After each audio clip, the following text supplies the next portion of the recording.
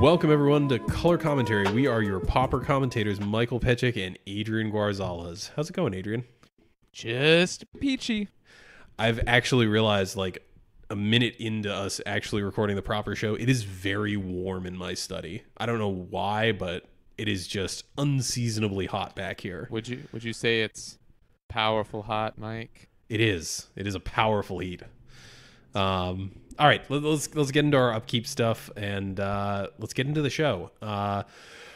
First off, as always, as every week, we are brought to you in part by Original Magic Art. Original Magic Art is a great shop with all sorts of tokens, dice bags, playmats, and original art prints from the world of Magic and the world at large. And they make a bunch of really cool stuff. They have recently gone on Kickstarter to raise money for Commander-themed playmats that center around specifically I believe the most played commanders on EDHREC, and they're always coming out with new stuff. Josh is always trying to find stuff that people actually want to buy, so it's great that it's mostly driven by consumer desire. So if you want a playmat made, just shoot them a tweet. There's a chance that could happen, but we are an affiliate there, so if you're going to go there and buy some really nice stuff to spice up the visual appeal of your Magic play night, go ahead and either go through the URL originalmagicart.store/commentary,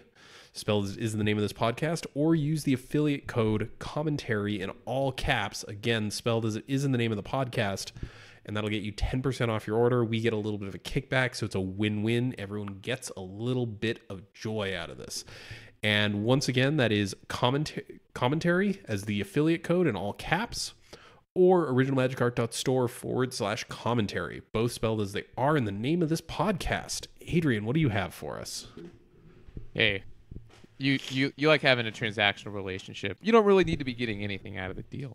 Well, for just $1, you too can join our Patreon.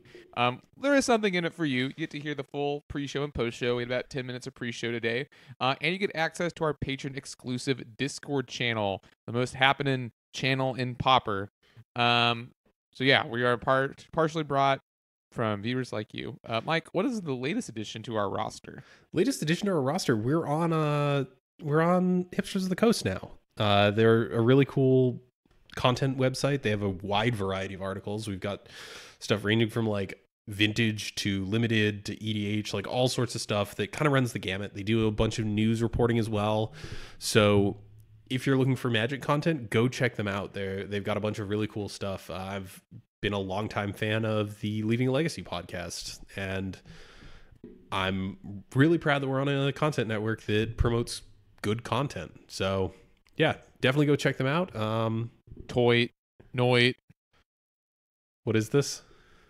It's Titan Noise. Okay. Noit. All right.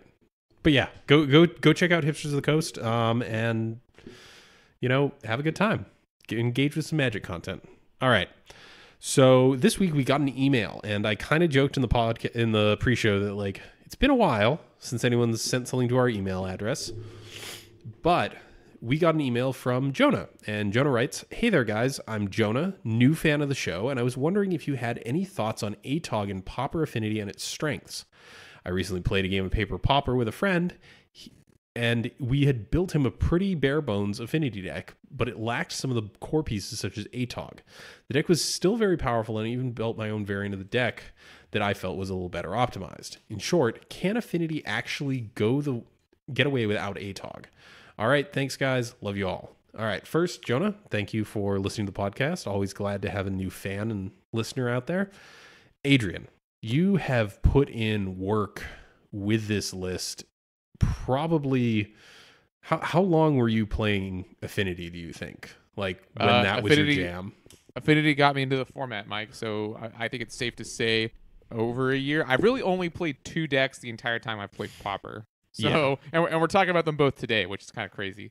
Yeah. I think it's fair to say I've put in a lot of time with the list. You've put in time with the list, and when I saw this, like, my immediate gut reaction was, you don't play this list without atog. Like, it's just what you do, right? And I started thinking about it a little bit more. how much do you think that removing the atog fling package, which accounts for usually at most 6 cards, how much do you think removing that package actually harms the deck's ability to operate? Jonah, I'm not going to lie to you. I think cutting atog is a huge mistake. We'll definitely go over your deck list and the strengths and weaknesses of it because I think that this question is really interesting. But affinity wins one of 2 ways. It wins because it swarms its opponents with 4/4s, which most decks in the format really cannot keep up with, or it loses literally everything, and then you can top deck atog and fling and just win the game. And that second option, I just want to stress to you, there's not a lot of decks in the format where, because Pauper is a pretty, I'm trying to think of the best way to put this. Most decks in Pauper cannot win that way. Of course, there are some decks like Familiars, which will do like a flicker loop, but at the end of the day, decks like that still have to win with damage. Except if they're casting like Karavik's Torch or something, which again, the subsection of those decks is also very small. I cannot think of another deck in Pauper where going from nothing in hand, you can draw 2 cards and then just win the game if your opponent has no interaction. And I really just want to say, like, that is what makes Affinity so strong, because your opponent not only has to play around these 4/4s that are beating them down, they also have to play around you just top decking Fling and Atog. In addition to that, Atog is just strong by itself. I was gonna say, like, at bare minimum, that creature represents an abyss effect where your opponent just kind of has to put something in front of it every turn. And I'm going to go over your card choices as part of this and tell you why I think Atog would be better. The deck is sweet. Don't get me wrong. I want to shout out to everyone. This deck is called Implement Affinity. It relies on Implement of Combustion and Implement of Ferocity, and I think that is okay. But I'll get to those in a second and why I think they'd just be better with Atog in the deck. Sound good, Mike? Yeah, that sounds great to me. Okay, and feel free to jump in at any point as well. Mm-hmm. So let's start off with we'll save the lands for last. Let's just start off with your artifacts. 4 chromatic spheres. Already that's a little bit of an eyebrow raise for me. I see you don't have any chromatic stars. Star is the better card when Affinity when Atog is in the list. Without it, it's really 6 of one, half dozen of another. The reason being is that Star has a clause where anytime it goes to the graveyard, you just draw the card. You don't have to actually sacrifice it to its own ability. Next we have like a collection of like kind of not quite eggs effects. I guess they mostly are. Yeah. So we've got Flight Spellbomb, which can jump a creature, so you can give it flying until end of turn, and you can pay a blue into it and draw a card. Then we have Implement of Combustion, and this, Adrian, do you remember that this is actually a card that was in a 5/0 list once? Yeah, it was in a burn deck, if I'm not mistaken. Yeah, it's like very niche, but it did one time 5/0 a league. Implement of Combustion is 1 generic for an artifact. You pay a red, sack it, deal a damage to target player. And when it's put into a graveyard from the battlefield, draw a card. Implement of Ferocity is basically the same thing, except you pay a green, and when you sack it, you put a +1/+1 counter on a creature, and you can only do this as a sorcery. But you still have that draw card. And then we have... So, Mike, before we move on from the implements, because I mentioned them earlier, the 3 cards you just mentioned, Flight Spellbomb, Implement of Combustion, Implement of Ferocity, they all have the clause when they go to the graveyard, draw a card. Well, Flight, you have to pay for it.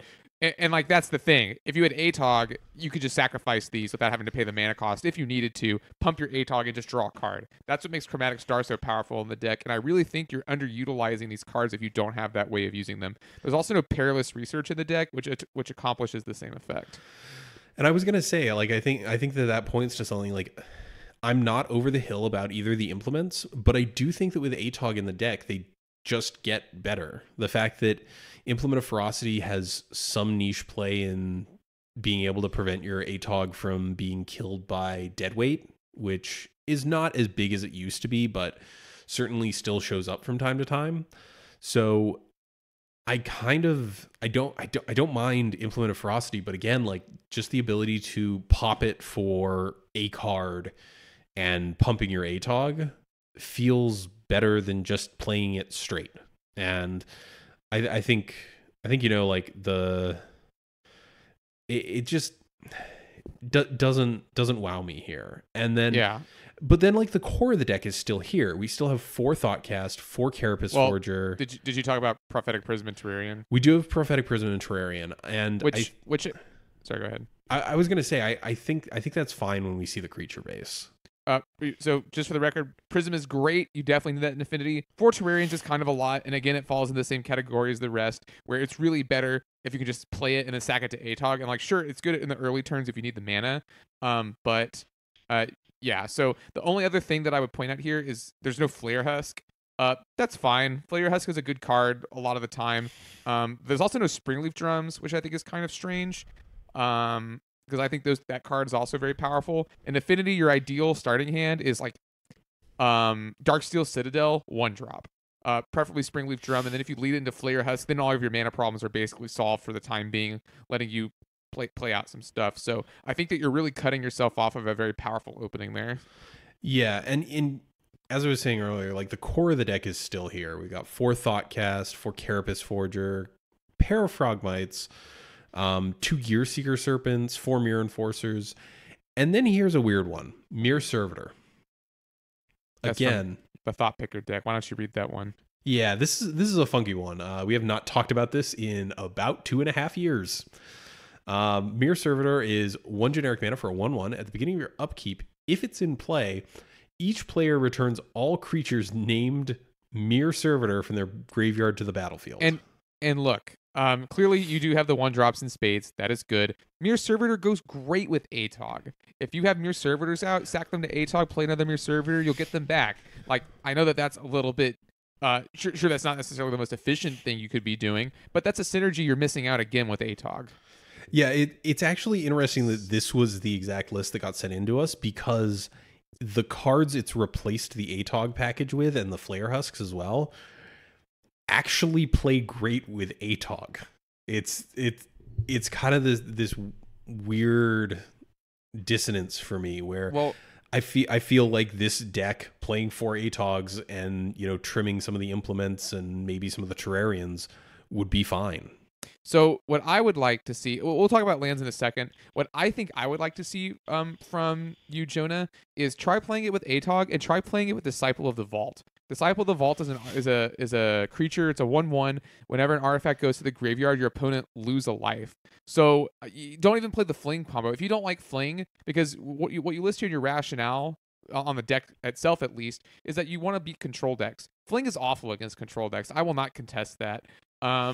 It's mostly good against non-interactive decks, honestly, or if you're just so far behind you have to outfling your opponent. But in your case, I would just play atog and then not play Fling if that's what you're concerned about.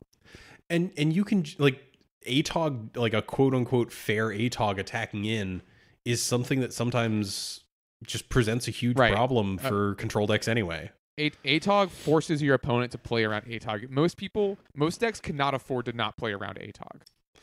Yeah, it's one of those things where even if your opponent's on an aggro deck, most of the time they will have to leave something back just to be able to block the atog if you swing in with it. And you're going to swing in with it, because if they don't block, they're probably going to have a bad time with things.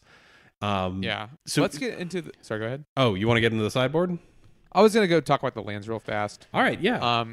2 copies Ancient Den, 4 copies Darksteel Citadel, 4 copies Great Furnace, 4 copies Seat of the Synod, 2 copies Shimmering Grotto, 4 Tree of Tales, 2 Vault of Whispers. So I actually like what you're doing here by adding in the additional lands. One of Affinity's biggest problems is that it cannot get off the ground that reliably. I do not like the 2 copies of Shimmering Grotto. I understand what you're going for here, but that problem is solved by Chromatic Sphere, Prophetic Prism, and Terrarian. And it would be by Springleaf Drum as well if you were choosing to play them. Yeah, and also the Vault of Whispers, I'm not seeing anything actually in the 75 here that takes advantage of that black mana. And while Affinity is pretty notorious for running a very low land count, and some would argue perhaps too little, you can check out our last episode with Gavin Verhey where he reminds you play more lands. But I feel like shaving the Vault of Whispers and like shaving 2 Terrarians and just slotting 4 Atogs in here already feels better to me. And I would definitely like to see what is that? Is it Metallic Rebuke? The mana? Yeah, so yeah, let's go into the sideboard actually, now that you speak of it. We have 4 copies of Condescend, which is traditionally a Tron card. 2 copies of like Trickery, 3 copies Implement of Improvement. So maybe some anti-burn tech there. 2 copies Nihil Spellbomb, Graveyard, 4 copies Repeal. The 4 copies of Condescend, if that's really what you want to be doing, should just be Metallic Rebuke, in my opinion. I think almost every time it's going to be better, and Pauper is a low to the ground format. I think that there's a lot of times where Mana Leak is just counterspell, and even if you're trying to beat the control decks, I feel, I guess when do these come in? Because you're not winning a counter war. Right. So I think Metallic Rebuke is also played on the list to protect the atog Fling combo. That's true. So that's where maybe you'd want that. Like against like one piece of disruption, like one counter spell, it makes it a little bit safer. But yeah, I think that putting in the Condescends, like Mike said, you're not winning any counter wars against decks that are actually going to be trying to do that with you. Affinity is too low to the ground. The other thing that I just noticed we're missing is we actually don't have any copies of Galvanic Blast, and I also, I love Galvanic Blast. I was gonna say, like, Galv Blast represents a much lower risk value proposition to me, because if you have 4 Galvanic Blasts and you're really concerned about your control matchup, that's 16 points of damage that your deck is just missing out on that are often easy to sneak in. Your opponent taps low to play something at the end of your turn thinking that you don't have anything up, Galv Blast them for a little, and you have the 4 Great Furnaces. I think that is a mistake in my mind. I think even if you're viewing Atog Fling as a tricky value proposition where you're not sure if it's actually worth it to play this kind of risky combo, I think that Galvanic Blast has none of that risk. If they counter your Galv Blast, they used a counter spell on a Galv Blast. And Adrian, are you okay with that occurring to you in a game of Pauper? Yes. Like, well, it depends. Are they at 4 life? I mean, even if they're at 4 life, you're still making them spend mana on stuff, and you probably have some creatures in play if they're at 4 life. All right. So, sorry, I'm cutting you off a little. Oh, no. Go right ahead. I was just reading Jonah's rationale a little bit more here. He does call out the fact that he doesn't have Atog, Chromatic Star, Springleaf Drum, or Galvanic Blast. I will come from the perspective that we are not going to really question these choices. For whatever reason, you've decided not to play these cards. I'm not going to tell you to just go ahead and play a regular Affinity instead. That's obviously not what you want to do, perhaps. But I think that, like we were sort of talking about earlier, the addition of just Atog would be good in this deck, because I think it synergizes with a lot of the card choices it looks like you want to make anyway. Yeah, and I think that some of the other cards that you've listed here, I totally can understand if you're coming at this from a budget perspective, and Chromatic Stars might be a little bit out of your budget, because, Adrian, I don't know if you've looked at what a playset of Chromatic Stars costs in a while. Holy balls. Sorry, Mike, I have to edit that. It is $30 for a playset of that card. Well, I have my foils, so everyone get behind me. So just got to flex on them a little bit. But I think those cards that you listed, even if you're working on a budget, with the exception of Chromatic Star, pick them up and try them out. Try swapping in a playset of one of these for something else and see how it feels. The only other thing I would really want to add is I think that you are doing a little bit of a disservice playing only 2 Frogmites. Frogmite is a card that really enables some of your more explosive draws. So, I think Atogs and Frogmites are good. If you don't even want to add the Atogs, I would suggest going -2 Shimmering Grottos +2 Frogmites. I think you can afford to get away with only 22 lands. Mostly because you don't have a card in here that costs more than 2 if you have enough artifacts out. Gearseeker Serpent being the big one. And then the other one being Prophetic Prism. You have so many 1-drops. I would really like to see you capitalize that on a little bit more. And Frogmite is just the way to do that. Yeah, I definitely think this is interesting, because way back in the day, like I want to say like episode 5 or something, we talked about how you had tuned your particular affinity list, and I think that explorations like this are really valuable to the community, even if the end result is just you should probably try out Atog. I think that without putting these lists out there and examining them, I think that we miss out on something. We miss out on a chance to discuss these things. And Jonah is, I'm guessing from the context of their email, on the newer side to the format. So this is a reasonable entry point. Like looking at the list that they sent us, it has most of the parts. None of the bits besides Chromatic Star for the rest of this deck are dreadfully expensive. So Jonah, go out, grab some like flex slots and play around with it. And we talked. Adrian, do you want to maybe talk about the notion of flex slots? Sure. So flex slots in a deck are cards for which a different situation might call for a more optimal card. And I know that's a little vague, but for example, in my flex slots in Affinity, I chose before Gear Seeker Serpent is really what we should be talking about, because I think that locked up some of the older ones. You could choose between playing white and playing like Auriok Sunchaser, or you could play Somber Hoverguard. That's a flex slot. You have a 3-power flyer. How you want to do it is really up to you. If you're white in your main, you have some better cards you can play in your sideboard. So I would consider that a flex slot. Yeah, and I think when it comes to Pauper, the decks that kind of exhibit this the most are decks like Teachings and Tron, and to a lesser extent, there's probably like 2 to 3 flex slots in Boros Monarch. Excuse me. Yeah, that sounds about accurate. Yeah, so these flex slots are really important. And again, Jonah, if you want to take anything away from this, start playing around with that concept and start basically saying like, here's the cards I think are less integral to my game plan. I'm going to try out, a play set of something else in their place, and keep shifting this around and put in some time testing them so that you can see in actual gameplay like, oh wow, that did work out better, or oh, that really didn't work out. And worst case, like that's the fail case, right? You just tried something out and it didn't work. Cool, move on and learn from it. It's thankfully, because of the format that we play, it's a relatively low investment cost for most cards in this format.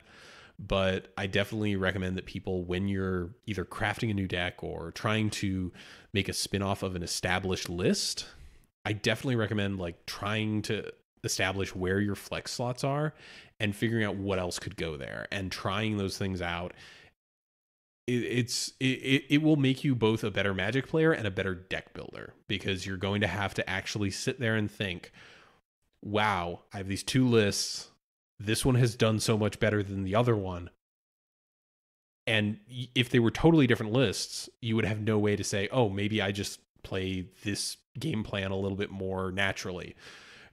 If there's 4 cards difference and one of them is much better, you can go, oh, wow, those 4 cards I changed were really important. So yeah, Jonah, again, thank you for listening. We're glad to have a new listener, and thanks for sending your deck in. We definitely enjoy the chance to talk about these things on air. All right, Adrian, You want to move into our new section? Yeah, we have an upkeep every week, and we don't have a combat step. And yeah, we just finished the first main phase, so why not? Yeah, like we've got to have a combat step. You love turning things sideways. I've known you for years. You love decks where you just turn things sideways and have a good time. Dig on my Eldrazi proclivities? Look, you play Eldrazi in Legacy. I'm pretty sure that is the ultimate in turn things sideways. But the combat step is a new thing that we're trying out. We welcome feedback as always. Basically, each one of us has come up with a either or question, and we're going to ask the other person and they'll get a chance to explain. We can have a little bit of a dialogue on it, and then we'll move on to our second discussion topic. So Adrian, what have you brought me this week in terms of either or? Either or. Bum, bum, bum. Pacifism or Journey to Nowhere. Okay, so you said this when we were crafting up this segment, and at first I was just like, Adrian, you fool. It's clearly going to be Journey to Nowhere. Everyone plays or Journey to Nowhere. Or is it? Well, the thing is, I sat there and I thought about it, and I'm like, the difference here is not as big as I thought. There is a difference, and I do still think that Journey to Nowhere is correct. Yes, me too. But sitting here and thinking about it, like, outside of like a deck that needs to sacrifice stuff or a deck that can flicker things to get the pacifism to fall off, it serves a similar purpose. And I don't think that the distance between these two is as great as I initially thought. Again, like there's a bunch of reasons to play Journey to Nowhere over pacifism. The biggest one is that well, I guess you could do this too with Journey. With either of these cards, you could just pick them up to core Skyfisher. With Journey, you get rid of enchantments if they're on the creature. I agree that I think Journey is the better card overall. And I was honestly, I didn't expect you to go that deep. I was just like, they're both one white enchantments. Yeah, they're both one white enchantments that technically will neutralize a threat.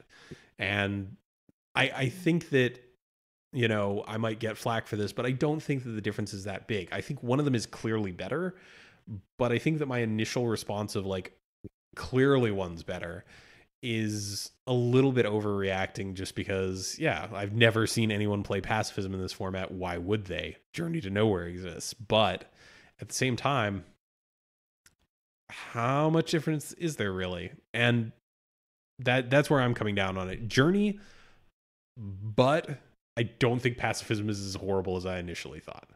All right. My either or for you is Jilt or Hypothesizal, because I'm not shutting up about Hypothesizal until... Yeah, clearly. You've mentioned it every week for the last 3 weeks. I like the card. I just think it's neat. Yeah. I actually got to remind myself what Hypothesizal does. So clearly I'm not listening to you. Hypothesizal is 3 a red and a blue. For an instant, you draw 2 cards. You may then discard a non-land. If you do, Hypothesizal deals 4 damage to target creature. Yes. So the big difference is that that I can see is this is like kind of a 3-for-1. You get to draw the 2 cards and you get to discard a card. That's a 2-for-1. They're both 2-for-1s. One of them deals with 2 creatures though, whereas this one draws you 2 cards. So I guess it's really, what do you value more in the moment? I could see a red-blue control deck running 1 copy of each, for example. Sort of a miser split. So that you can have your cake and eat it too. I think overall, I like Jilt a little bit more. I think it's a little bit more useful in the situations where you're having to deal with the creature. Where you're having to deal with a creature or multiple. But obviously, if your opponent only has 1 creature, then Hypothesizal is a little bit better. I think out of the 2 Hypothesizal is the objectively stronger card. I just think that Jilt has a little bit more utility. And I mean, you touched on the fact that it's a 2-for-1. I think that's a great point to sort of recognize, in that we don't have that many 2-for-1s in this format. Most of the time it's 1-for-1 removal, and breaking that parity can be very important as the control deck. So I do have a soft spot for Jilt. I always have. It was very good in Invasion Block Draft, but I do think Hypothesizal is better, especially because like the situation that came to mind is, let's say I'm a blue-red control deck. I'm probably playing a quantity of Electrickeries in my main deck, probably 1. If my opponent's on tokens, I can Hypothesizal, see if I draw into the Electrickery. If I do, I can maybe wipe their board. But if I don't, I can also just kill something. And that's true. It's not optimal by a long shot, but I do think that it has a little bit more play to it, whereas Jilt is kind of a very on-the-face card. There's not a lot under the surface. Here you are hollering at the Hypothesizal. I sure am. All right, Adrian, now that we've completed our combat step, it's second main time. Let's talk about the list that took down the challenge this week from known grinder Janicestone. Yes, and Janicestone, what a gift you have given us. I am not only a big affinity player, I am also a big Boros player. And the deck is different, and the hesitation there may make it sound like I don't think it's good. I think it's great. I think it's awesome. I love that we can take an established archetype like Boros Monarch, which a lot of there was a post on the Reddit the other day, has everything been done in Pauper, and the answer is a resounding no. So do you want to start us off, Mike, or do you want me to? Or Sure. Let me walk us through this creature base here. So, starting off right off the bat, things are looking a little different. We've got 4 copies of Sacred Cat, which is 1 white mana for a 1/1 with lifelink. It has Embalm for 1, or sorry, excuse me, a white mana. So Embalm is you exile it from your graveyard and you get a token copy of it. So you get a 1/1 lifelinker, and when it dies, you can pay another white, get another 1/1. And Mike, Mike, I want you to keep this card in mind as we go into the spells later. So we'll just want to, make a little mental note of Sacred Cat. All right, keep going. All right. So we got Sacred Cat. We got 4 Thraben Inspectors. The at this point tried and true 4 of in every version of Boros that I think I've seen in the past year or so. It's a 1 white mana for a 1/2. When it enters the battlefield, it investigates. You get a clue token. You can pay 2 to crack it for a card. This goes without saying, I feel, at this point. It's just a good card. Then we get into like a little bit spicier territory. You've got 3 copies of Seeker of the Way, which is a 1 and a white 2/2 with prowess. Whenever you cast a non-creature spell, it gains lifelink. Made famous by Methodical. Yeah. So what are your feelings, before we go too much further, just in general on Seeker's role within the red-white deck? So here's the thing. Seeker is a beatdown card. Seeker is awful on the defensive. You're really looking to use Seeker to race. As we get further in, I think you will notice that it is the beatdown card in this deck. Keep going. But it's definitely here for the racing situations. I imagine on Moto, it's also very good against Burn, which is good. The thing I don't like about it, Mike, is that it's a 2/2. There's just a lot of stuff that kills 2/2s in this format. I think I'm okay with it, though. Like, there's a reasonable amount of spells in this deck, so I just feel like it's going to be not unreasonable for you to get this out of range. Like, it's not a ton of instants. Let's be honest here, but it's enough where it could get out of range if need be. All right, so after Seeker, we've got 4 copies of Squadron Hawk, another perennial favorite. So Squadron Hawk, 1 and a white. It's a 1/1 with flying.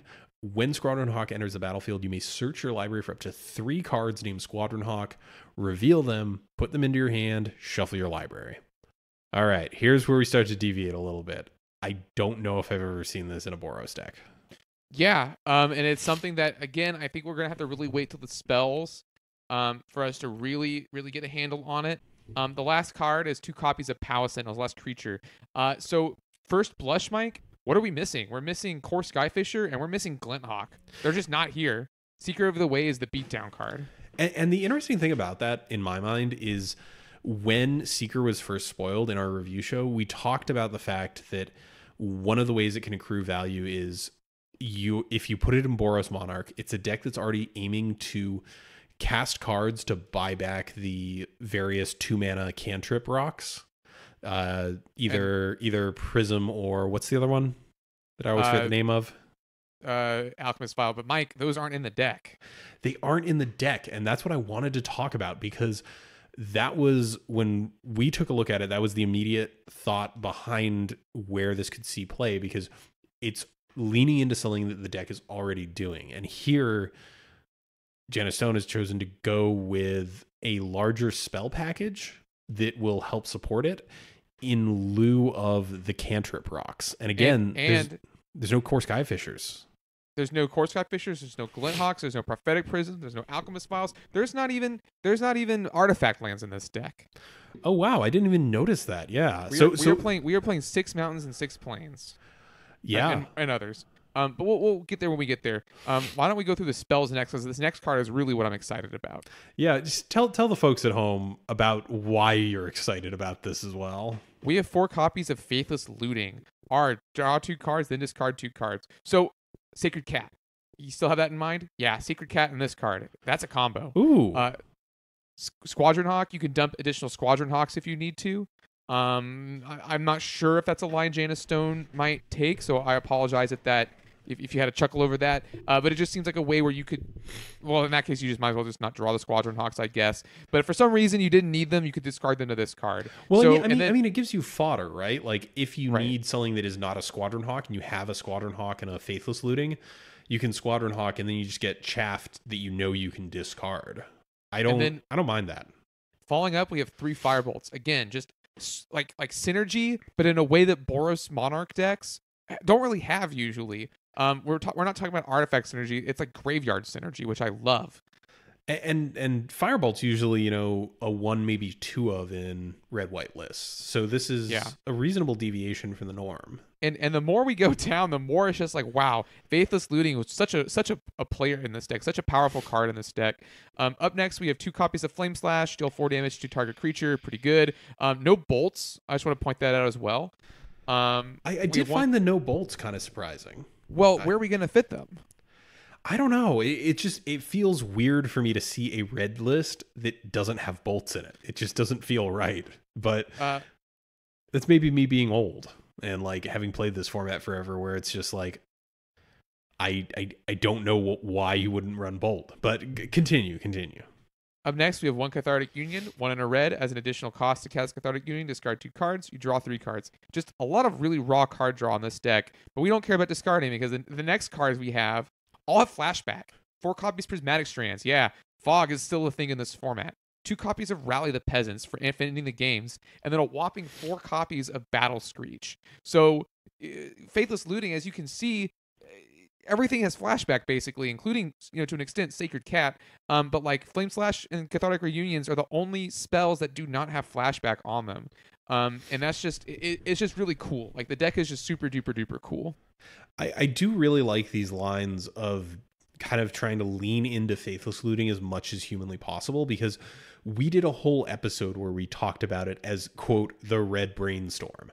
And this deck is just taking that and kind of running with it. And I really like seeing this sort of application of a card which has proven itself in Modern quite handily. It's a great card in that format. It's a good card in our format. And it's arguably easier to leverage than Brainstorm in our format because our fetches are slow. And this isn't. This just lets you rip through cards. And looking at this and seeing the card draw in comparison to Boros Monarch, outside of, let's not factor in the Monarch because that's a difficult and somewhat nebulous thing to figure out what level of card advantage that represents. Faithless Looting lets you look at 2 cards. Cathartic Reunion lets you look at 3 more cards. Like it's trading off. I guess we've also got Thraben Inspector, which is common to both lists, but it's trading off this kind of slower, grindier engine in favor of just going pedal to the floor as fast as possible. And I kind of dig that. And you don't lose any value, right? Because the cards you're discarding are presumably cards you're just going to deal with flashback later. I guess it does open you a little bit up more to graveyard hate, but you're shaving completely the artifact hate. So I honestly think that this is a deck where if you don't have main board graveyard hate in the form of something like Bajuka Bog, I could definitely see this having hands where it doesn't become readily immediately apparent that you are planning to lean into graveyard synergies, because none of these cards are things that I would be shocked to see in a red-white deck. Right. Like the only one of these that really would shock me is Cathartic Reunion. I think that might give up the gig, but the rest of these, Faithless Looting has been played in Boros Monarch. Firebolt's been played in Boros Monarch. Flame Slash, a little bit less so. Prismatic Strands, yes. Rally the Peasants, yes. Battle Screech, yes. Like these are all things that have shown up in that list. And I don't know how great Grave Hate is going to be against this, or how many people are going to effectively board against that factor. So I kind of like it for that reason. And then after that, we've just got 2 enchantments. We just got 2 Journey to Nowhere. We already talked about it. It's a very good piece of removal. Yeah, change it to pacifism. Yeah. You hear us, Janicestone? Just change it. Yeah. Now, let's talk about the lands, because I think that's interesting as well. Gone are the artifact lands. Gone are the Radiant Fountains. Instead, we have 4 copies of Boros Garrison because, those are just straight up card advantage. 1 Evolving Wilds. You can't put anything back, but I'm sure there's a way you could still synergize this with Squadron Hawk. 6 mountains, 6 plains. I like the high amount of basics quite a bit, actually. And then 4 copies of Windscarred Crag. So the mana base, 21 lands, kind of light, as we've discussed previously. But yeah, just it's a good mana base. I can't complain about it. Everything taps for colored mana in a deck with multiple colored pips and so on, for the cards, I guess. But so how much do you think the fact that this deck can't get got by artifact hate. Like I we've think that's talked honestly pretty negligible. I don't Okay. think that the Boros deck was really that. Like, you could lose games to that, but that was so rare. Okay, I just wanted to get your opinion on that real quick. And interestingly, I'm looking through some of the recent the recent Monarch lists and the Kuldotha lists, since we're now just lumping those two in together. A lot of these are on 20 lands, and some of them are even playing like Mortuary Mire on top of multiple Radiant Fountains. So I think that is bad. I think that this mana base is more likely to just work out in the average game. Yeah. So I think that's good. I do think it's good. How would you feel about Evolving Wilds versus Ash Barrens here? I think in this deck it does not matter. Okay. It matters we've discussed it in the past, but for listeners at home, it matters in Blue-Red Delver simply because they need access to red immediately. Whereas with this deck, since you have so many colored sources and so many red and white sources, I just don't think it matters. Oh, another thing I do want to talk about before we move on from this. It cuts the cycling lands. Those aren't present. Yeah. I actually did notice that. Well, so that represents, I'm just going to pull up a random Boros list here.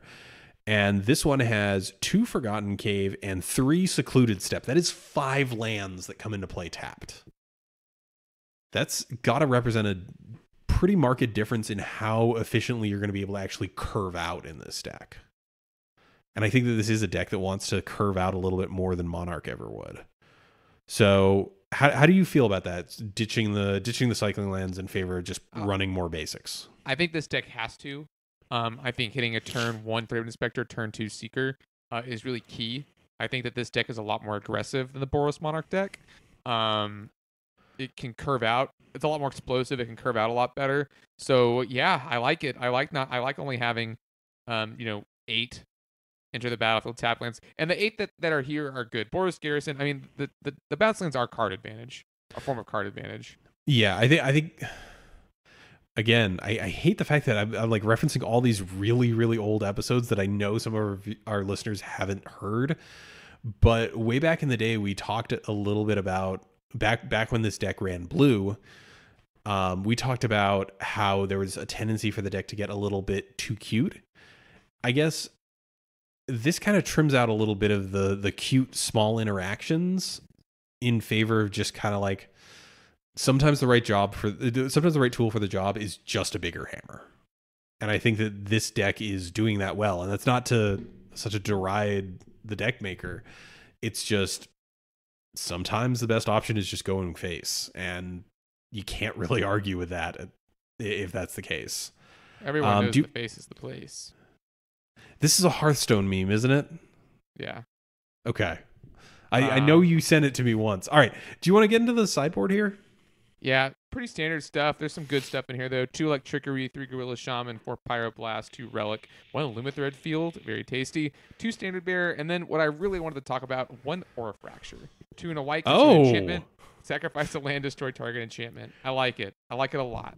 So that's a spicy little include there. That's I like it. So fun fact, this shows up on like the first page of the Scryfall results when you search for Pauper.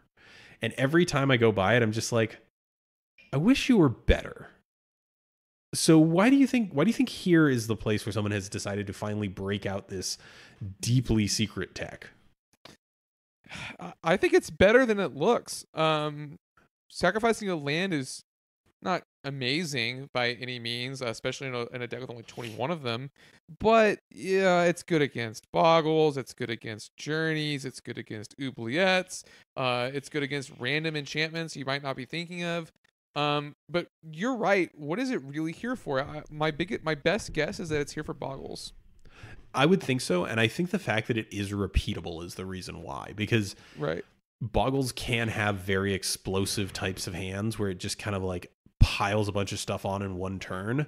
So having the option, like, yes, Armageddoning yourself is not great, but if the other option is dying and you have a bunch of difficult to block flyers, I don't hate it.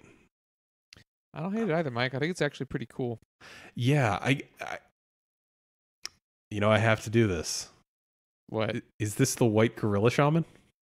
Oh my god! Now that's just another card in the format, Mike. I know. It's realistically, it's close. I think that's kind of where that choice could have come from. It represents a similar, not just taking you off your plan, but threatening to continue to do so. Also, the fact that this is instant speed is pretty nice. I'm kind of a fan. Out of the rest of the sideboard, I'm wondering if one Lumathread Fields is enough. Ooh, hold on. I take a look. I guess we're not. I think this deck is a little weaker to Electrickery, right? Because you have the Squadron Hawks and the 4 Battle Screeches and the cats. Yeah, that's not a clean 1-for-1 though. It's not a clean 1-for-1. I guess I don't mind the Singleton Lumathread Fields. This isn't elves, right? Like, this isn't just gonna die if your opponent manages to land that lucky Electrickery at the right point. So I guess I don't mind it. But yeah, this is neat. So you, as a connoisseur of assorted things, various and sundry, when it comes to red white, would you want to sleeve this up at any point? Yeah, I was just thinking about it. Are there any tweaks you'd make to this? No, I would run it as is. Janicestone is a well-known and very respected grinder, and I would try it at least at first with the choices that they made.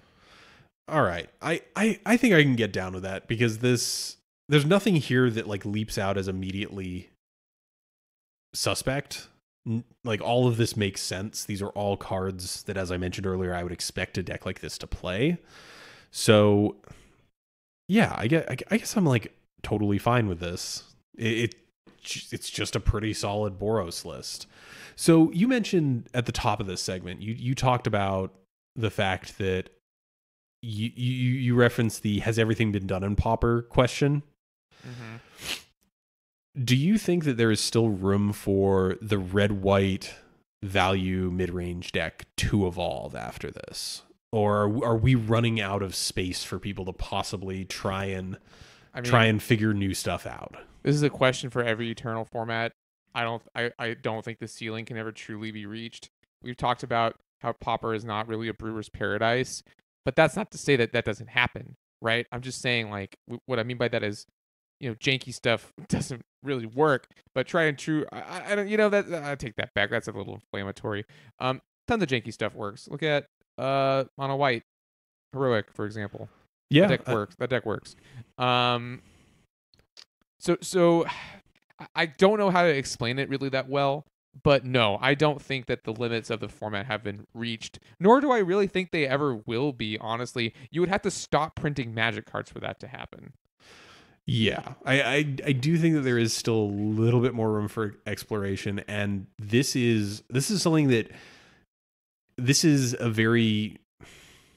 I don't want to draw this comparison because people will interpret it negatively. This is kind of a new Coke for me, and I'm not trying to deride it, because like everything I've heard about New Coke was that it tasted terrible, and I don't want to come off like that, but I do think that this is kind of, a similar but different flavor of a deck that we've seen before. And I don't know. I enjoy this stuff. I like seeing what people who have been embedded in the format so long can come up with within a reasonably solved metagame. All right. Do you have any other comments about this deck, or anything else you'd like to get off your chest before we close this one out? I think I'm good. All right, wonderful. Take us on out. All right. Well, everybody, thank you so much again for joining us today. This podcast is, and especially thank you, Jonah, for submitting your question. This podcast is brought as part of our patrons. Please consider supporting us if you like the show. Patron shout out today goes to Perkins M. You've been with us for a long time. Really appreciate you. Check below this video or the description of this podcast for details on where to find us. We'd like to remind you that if you're listening to this on a platform with reviews, they're always appreciated as they boost our visibility. If you've got a deck list or idea for a topic, you can contact us either via our website, ding ding ding, or you can email us directly at colorcommentary@gmail.com.